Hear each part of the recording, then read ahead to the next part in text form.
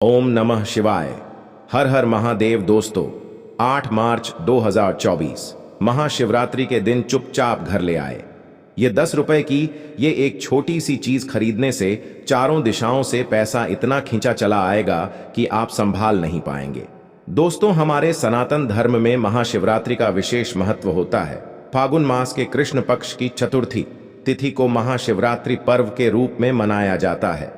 इस बार महाशिवरात्रि 8 मार्च 2024 को मनाई जाएगी। इस दिन भगवान भोलेनाथ और माता पार्वती जी का विवाह हुआ था। महाशिवरात्रि का ही जो पर्व है उसकी तिथि क्या है? सबसे पहले आप वो नोट कर लीजिए। महाशिवरात्रि की चतुर्थी तिथि की शुरुआत 8 मार्च को रात 9:05 पर होगी और तिथि का समापन शाम 6:01 पर होगा। उदया तिथि के अनुसार महाशिवरात्रि 8 मार्च को ही मनाई जाएगी। महाशिवरात्रि का पूजन निश्चिता काल में किया जाता है। दोस्तों, बहुत ही ध्यान दीजिएगा। महाशिवरात्रि का जो दिन होता है वह बहुत ही खास होता है। इस दिन भगवान भोलेनाथ धरती पर शिवलिंग के रूप में प्रकट हुए थे और हमारे वास्तुशास्त्र में कहा गया है कि महाशिवरात्रि के दिन ही सृष्टि का निर्माण हुआ था, सृष्टि की शुरुआत हुई थी। इसीलिए दोस्तों, हर व्यक्ति को महाशिवरात्रि का बेसब्री से इंतजार रहता है। कहा जाता है कि महाशिवरात्रि के दिन की गई कोई भी पूजा साधना क्रिया से हमको साक्षात भगवान भोलेनाथ का आशीर्वाद प्राप्त करवा सकती है।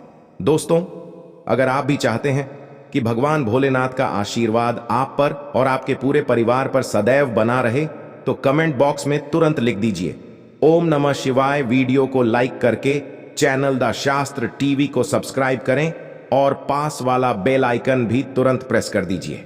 देखिए दोस्तों, हिंदू धर्म में कई पुराण हैं, जैसे कि गर्भ पुराण, अग्नि पुराण, स्कंद पुराण, शिव पुराण, और हर एक पुराण में इस चीज का वर्णन साफ साफ मिलता है।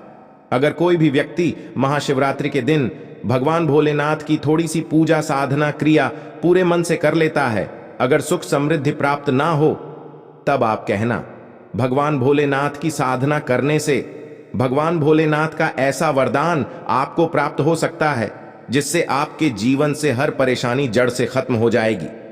दोस्तों, यह बात आप सभी ने सुनी होगी। हर व्यक्ति इस बात को जानता है कि भगवान भोलेनाथ बहुत ही भोले स्वभाव के होते हैं। अगर कोई भी व्यक्ति थोड़ी सी कोई पूजा और उनकी साधना कर ले, तुरंत ही वह प्रसन्न हो जाते हैं।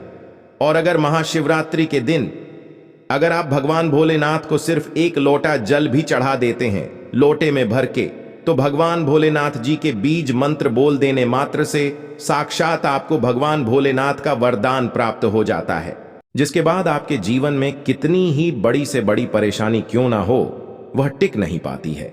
कितना ही बड़ा कष्ट क्यों ना हो, कितनी ही बड़ी दिक्कत क्यों ना हो, हमेशा के लिए खत्म हो जाती है। और यह बात आप भी जानते हैं कि भगवान भोलेनाथ अगर किसी व्यक्ति को आशीर्वाद दे देते हैं तो उसको साक्षात काल भी उसका कुछ नहीं बिगाड़ पाता है।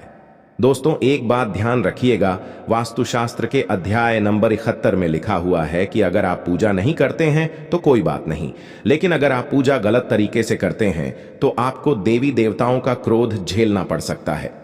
कहने का मतलब मेरा यह है दोस्तों कि अगर महाशिवरात्रि के दिन आप पूजा करना चाहते हैं तो कृपया करके ध्यान से कीजिएगा, गलत विधि विधान से मत कीजिएगा, क्योंकि जाने अनजाने आपकी ऐसी ही गलतियों की वजह से आज आप इस हाल में हैं। इसे ही किस्मत कह रहे हैं, लेकिन यह जाने अनजाने में आप ही के द्वारा कभी ना कभी की हुई गलतियां हैं, जिनका फल आप इस दोष के रूप में अपने जीवन में भोग रहे हैं। हमारे कर्म ही आगे जाकर हमारे किस्मत का रूप ले लेती है। महाशिवरात्रि के दिन जिसको भी भगवान भोलेनाथ का क्रोध देखना पड़ जाए, उसके जीवन में कभी वह तरक्की कर नहीं पाता है।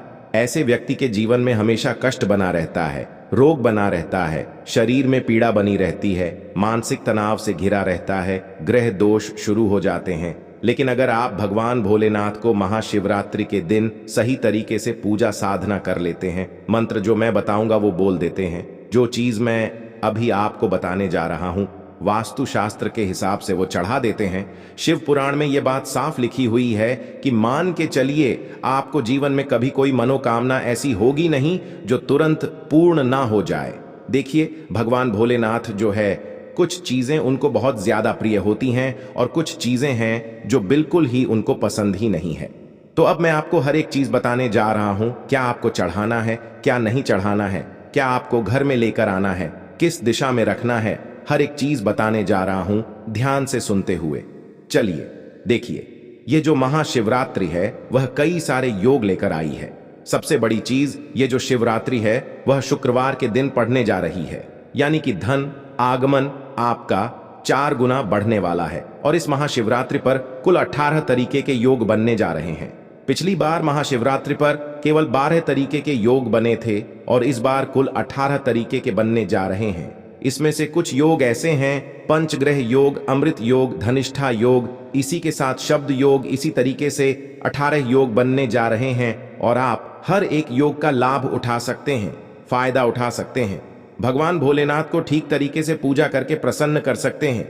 वीडियो को बिल्कुल भी स्किप करने की गलती मत कीजिएगा, पूरे जीवन भर आपको पछताना पड़ सकता है। ध्यान से सुन के जाएंगे तभी, गलती नहीं करेंगे ऐसी। आपकी कोई भी इच्छा नहीं है दोस्तों जो इससे पूर्ण ना हो पाए।